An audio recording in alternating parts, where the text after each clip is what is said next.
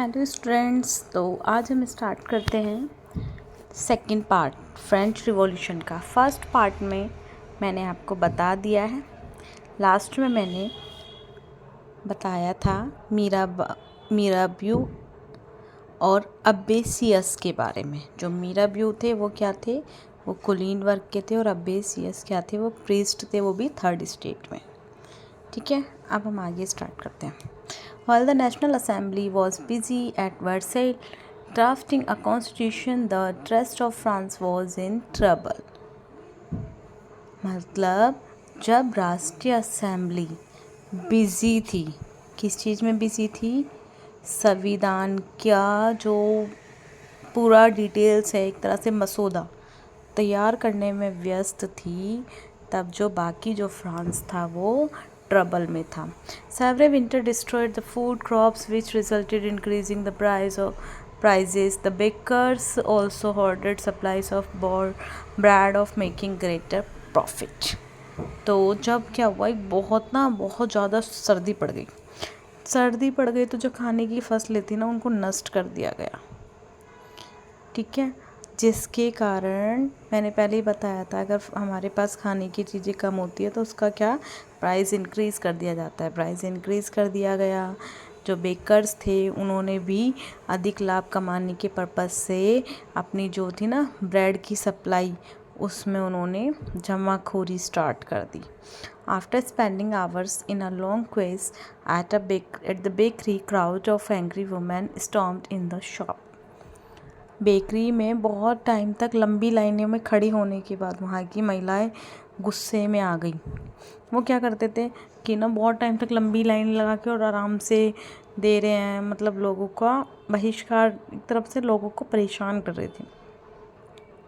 उन्हें लाइनें भी लगानी पड़ती, ज़्यादा कीमत भी देनी पड़ती। इस वजह से महिलाओं को गुस्सा आ गया और वो भीड़ में ही दुकान में घुस गई। एट द सेम टाइम, उसी टाइम राजा ने ऑर्डर दिया troops to move in Paris on 14 July. The excited crowd stormed and destroyed the Bastille. उसी समय राजा ने सैनिकों को पेरिस जाने का आदेश दिया और 14 जुलाई को जो उत्तेजित भीड़ थी, उत्तेजित भीड़ ने बेस्टिल पर धावा बोल दिया और उसको नष्ट कर दिया। Next one, in the countryside rumors spread from village to village that the lords of the manor were on their way to destroy the ripe crops through their hired gangs. और उन लोगों ने क्या किया, वो लोग गांव में, पहले तो गांव में इस चीज़ की अफवाह फैल गई कि इसकी जो वहाँ के जो जागीर के मालिक अपने भाड़े के गिरोह के माध्यम से पकी हुई फसलों को नष्ट करने आ रहे हैं, ऐसी वहाँ पे अफवाह फैली।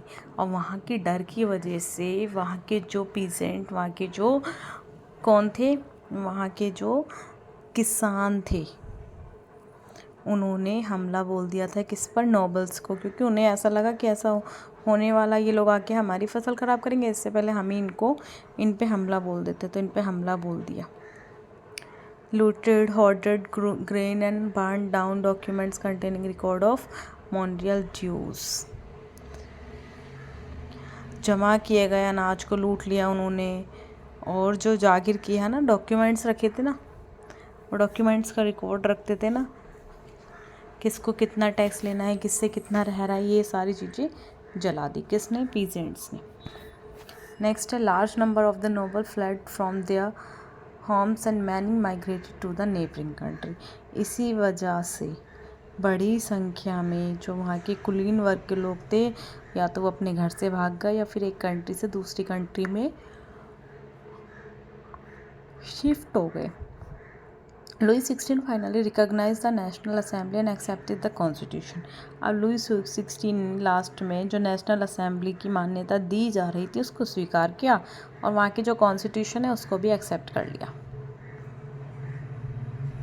On 4th August 1789, France passed the law for abolishing the feudal system of the obligation and taxes. तो 4 अगस्त 1789 को फ्रांस ने अपने दायित्व, अपने कर, संपत्ति जो भी थी उस चीज़ को समाप्त करके नया कानून पारित किया। मतलब लुई 16 ने पूरी तरीके से फ्रांस को आज़ाद कर दिया कि ठीक है, मैं तुम्हारी नेशनल असेंबली जो है उसको मान रहा हूँ, और जो तुमने नया संविधान लागू बनाया है उसको मैं एक्सेप्ट कर रहा हूँ, और जितने भी मेरे जो कर वगैरह थे, प्रणाली थी, मैं इसको समाप्त कर रहा हूँ। The member of clergy were also force to give up their privilege. वहाँ के जो पादरी वर्ग थे ना, उनको भी अपना अधिकार छोड़ने के लिए मजबूर कर दिया गया। तीर्थ वर एबोलिस्ड, जो तीर्थ कर लगाया जाता था, जो टैक्स था ये, इसको भी ख़त्म कर दिया गया। And land own by church were confiscated, और जो चर्च के स्वामित्व वाली भूमि थी उसको जब्त कर ली गई। France become a constitutional monarchy. अब जो फ्रांस है वो संवैधानिक राजतंत्र बन चुका था, जिसमें कौन सी असेंबली आई थी? National assembly completed the draft constitution in 1791। और जो है नेशनल असेंबली आई थी, इन्होंने संविधान को बना दिया। कब तक? 1791 तक। Which main object was to limit powers of the monarch, जिसका मेन पर्पस क्या था? जो मोनार्च की पावर थी उसको, उस पर लिमिटेशंस लगाना।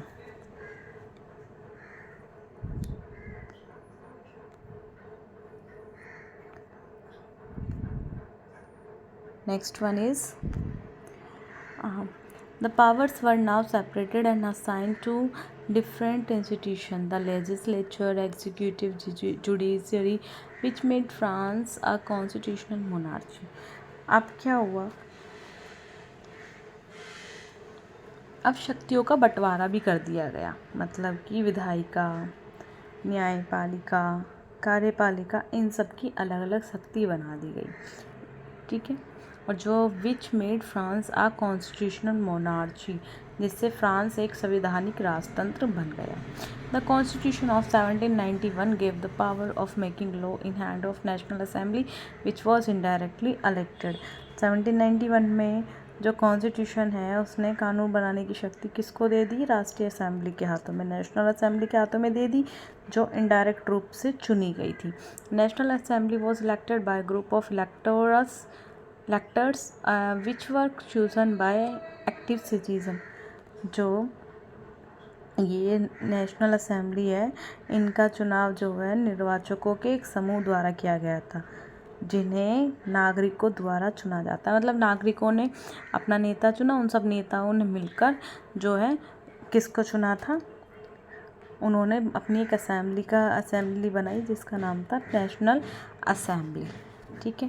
Active citizen comprises of only man above 25 years of age who pay taxes equal to the least 3 days of labour wages. अब इन्होंने क्या कहा? जो यहाँ के एक्टिव सिटीजन्स में केवल 25 वर्ष से अधिक आयु वाले पुरुष ही शामिल थे, जिन्होंने एक मजदूर के कम से कम 3 दिनों के वेतन के बराबर का कर भुगतान किया है, उसे दर्जा दे दिया जाता था कि ये क्या है? ये एक्टिव सिटीजन है। The remaining men and all women were classed as passive citizen who had no voting rights. बाकी जो लोग होते थे उनका कोई वोटिंग राइट्स नहीं होता था। अब इस समय फ्रांस का संविधान कैसा था? The constitution began with a declaration of the rights of man and citizen. जो कॉन्स्टिट्यूशन स्टार्ट हुआ, इसने डिक्लेयर कर दिया राइट्स किसके? मैन और वहाँ के सिटीजन्स के। क्या क्या राइट्स हैं, इनको डिक्लेयर कर दिया था।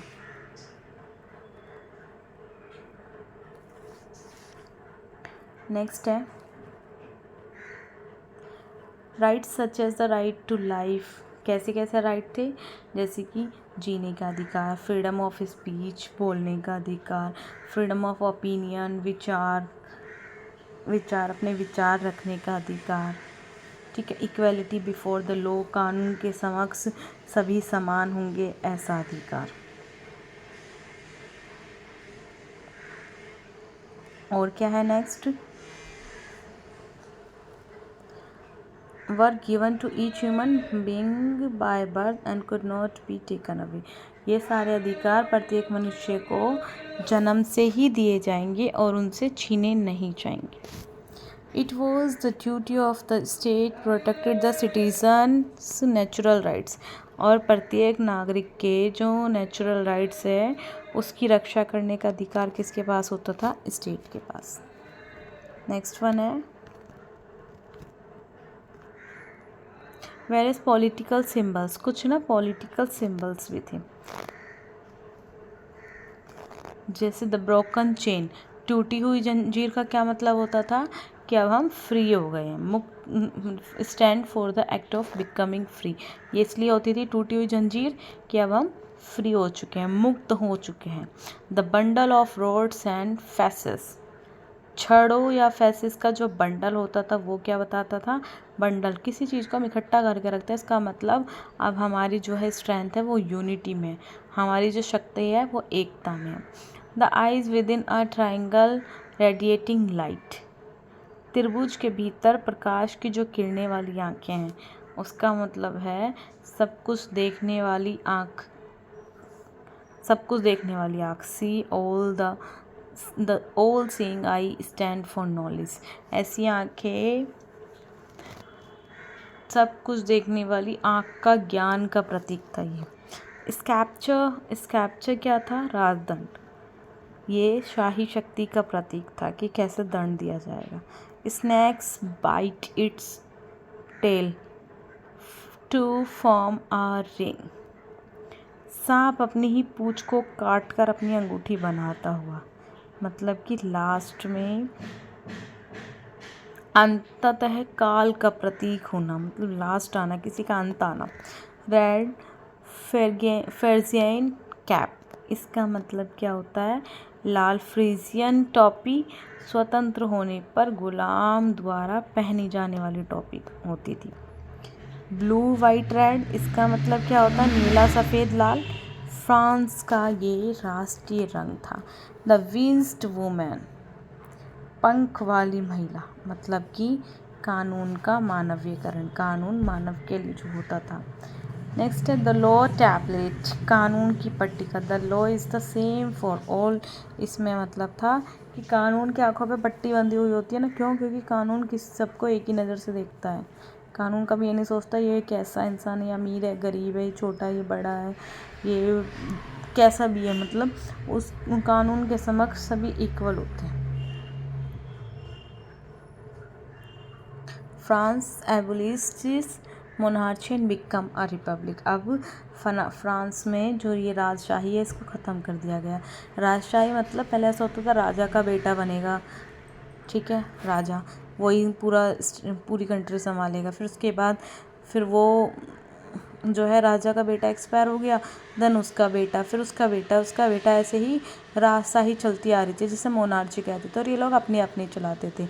लेकिन अब क्या हुआ? अब ये रिपब्लिक बन गया, रिपब्लिक, ठीक है, जैसे हमारा भारत है। Next, Louis 16 had sign the constitution, जब लुई 16 ने साइन कर दिया था constitution into secret negotiations with king of Persia, ठीक है। तो लुई 16 ने संविधान पर साइन किए, लेकिन उन्होंने पर्शिया के राजा के साथ ये बात सीक्रेट रखी थी। Rulers of other neighbouring countries too were worried by the development in France and made plans to send troops to stop the revolutionary event taking place. अन्य जो पड़ोसी देशों के जो शासक थे वो भी फ्रांस में हो रही घटना से ना बहुत ज़्यादा वरीड हो गए, उन्हें भी ये लगा अब हम उनके यहाँ पे रिपब्लिक आ गया, उनकी कंट्री रिपब्लिक बन गई, अगर हमारे यहाँ पे हमारे सिटीजन्स को पता चल गया वो भी इस चीज़ की डिमांड करेंगे, फिर हमें अपनी कंट्री भी रिपब्लिक बनानी पड़ेगी। उन्होंने क्रांतिकारी घटनाओं को इस घटना को रोकने के लिए सेना भेजने की योजना भी बनाई। बिफोर दिस कुड हैपन, इससे पहले कि ये सब होता, the national assembly voted in April 1792 to declare war against Persia and Austria. ऐसा होने से पहले ही 1792 में नेशनल असेंबली ने पर्सिया और ऑस्ट्रिया के खिलाफ युद्ध की घोषणा करने के लिए वोटिंग कर ली थी। Thousands of volunteers joined the army from the provinces to join the army, ठीक है। तो हजारों जो सेवक थे उन्होंने सेना में शामिल होने के लिए आ गए कि ठीक है अब युद्ध चल रहा है तो भैया पर्शिया और ऑस्ट्रिया के अगेंस्ट हो रहा है, तो वो लोग भी आ गए शामिल होने के लिए। फ्रांस, ये तो मैंने अभी बता दिया आपको, ये रिपीट हो चुका है, कोई नहीं, आगे बढ़ते हैं। Next one, people saw this war as a war of the people against king and aristocracies of all over Europe. लोगों ने इस युद्ध को पूरे यूरोप में राजाओं और अभिजात वर्गों के खिलाफ, मतलब उन्होंने सोचा जो ये राजा है ना, ये अपने अपने चला रहे हैं, इनके और हमारे नागरिकों के खिलाफ का एक युद्ध है ये। The patriotic song Marseillaise composed by the poet Rouget de Lisle was sung by the first time by volunteers from Marseille as they marched into Paris, which is now the national anthem of France.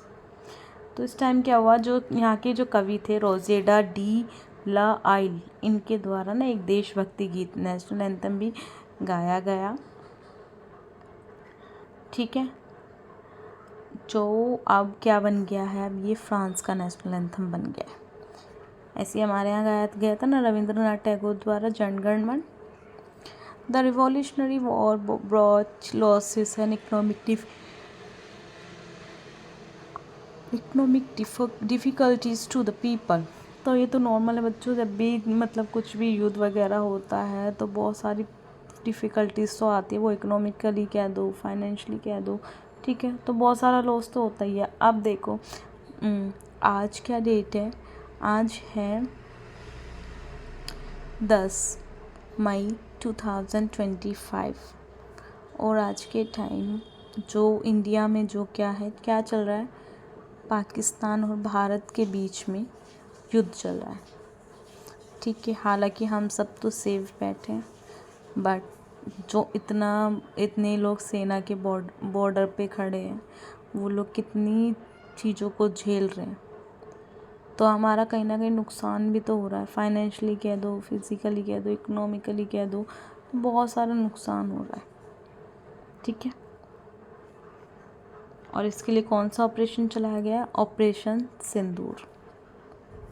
आगे आने वाली history में आप ये भी पढ़ोगे, क्योंकि जिस तरीके से मोदी जी ने बहुत सारी चीज़ें की हैं, तो उनकी एक अलग बुक क्रिएट होगी जिसके बारे में आने वाली जनरेशन भी पढ़ेगी। नेक्स्ट वन, द रिवॉल्यूशनरी, ये तो हो गया। The constitution of 1791 gave political rights only to the richer section of the society। तो 1791 में संविधान ने केवल समाज के अमीर लोगों को ही अधिकार दिया था उस टाइम तक। पॉलिटिकल जो राइट्स थे वो अमीर लोगों को दिए। Political clubs were established by the people and wished to discuss government policies and plan their और form of action। तो इस टाइम पे कौन सी पॉलिटिकल क्लब को इस्टेब्लिश किया गया जहाँ पे लोग डिस्कस करते थे गवर्नमेंट की पॉलिसीज़ का, उनके फॉर्म एक्शन का, क्या एक्शन लेने वाले हैं, ये सारी चीज़ें। The most successful of this club was that of Jacobins, बहुत फेमस है ये। इनमें सबसे सफल जो क्लब्स था वो जैकोबिन्स था। The member of the Jacobins club belongs to mainly the less prosperous section of society such as small shopkeeper. और जो यहाँ के लोग होते थे ना, ये इसलिए सक्सेसफुल रहा, जैसे हमने स्टेट के बारे में पढ़ा, first state, second state, third state, ऐसे इन लोगों ने, जो अमीर लोग थे, इन्होंने कहा कि हमारी पॉलिटिकल्स पार्टी बनाई जाएगी, हम ही क्लब बनाएंगे और हम ही जाके उसमें डिस्कस करेंगे गवर्नमेंट पॉलिसीज़ वगैरह ये सब। लेकिन जो थर्ड स्टेट के जो दूसरे लोग थे, चाहे वो कारीगर हो, नौकरी करने वाले मज़दूर हो, छोटे दुकानदार हो, इन्होंने भी अपना एक अलग ही क्लब्स बनाया था जिसका नाम था जैकोबिन्स। और ये क्लब ही ज़्यादा सक्सेसफुल रहा था। और इसमें कौन कौन थे, शॉपकीपर्स वगैरह होते थे, स्मॉल शॉपकीपर हो गए, कारीगर्स हो गए, नौकर हो गए, डेली वेज के मज़दूर हो गए, नेता भी थे। इसमें एक नेता थे जिनका नाम था मैक्सिमिलियन रोबिस्प्रे।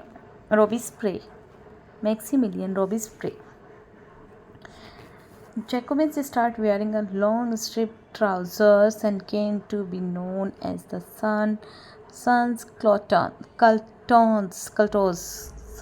Cultos। ठीक है, तो सेंस कुल्टोस के नाम से भी ये जाने लगा था जैकोबिन्स।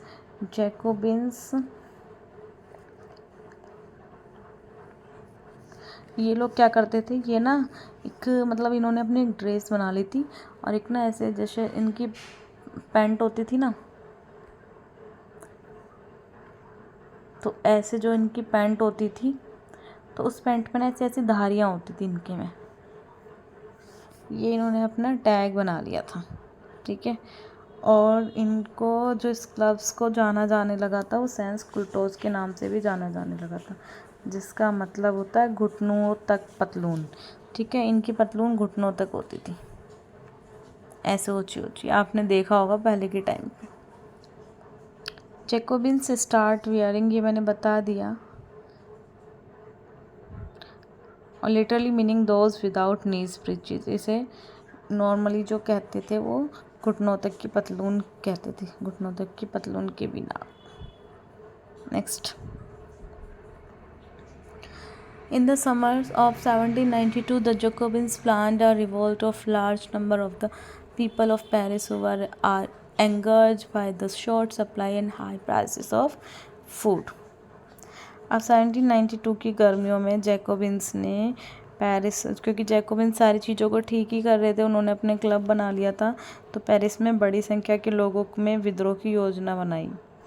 उन्होंने कहा कि ठीक है, यहाँ पे हम विद्रोह करेंगे, जो खाने की कम आपूर्ति होती थी, ऊंची कीमत से जो नाराज़ थे वो, इसलिए उन्होंने यहाँ पे विद्रोह के लिए स्टार्ट किया, क्योंकि इन्होंने बहुत कुछ झेला था, खाने की कीमत बढ़ जाती थी और कम आपूर्ति होती थी, तो उसके अगेंस्ट इन्होंने सोचा हम विद्रोह करेंगे। अब on August 10 they stormed and place the Tuileries massacred the king's guard, held the king himself hostage of several hours। तो 10 अगस्त को उन्होंने टुइलरीज महल पर धावा बोल दिया, राजा के जो रक्षक थे उनकी हत्या कर दी और राजा को भी कई घंटों तक हॉस्टेज मतलब बंधक बना के रख लिया। Later the assembly voted to imprison the royal family, election were held. बाद में विधानसभा ने शाही परिवार को कैद करने के पक्ष में भी मतदान दे दिया और इसके लिए भी चुनाव हुए कि हाँ ठीक है, इसे कैद करना चाहिए या नहीं।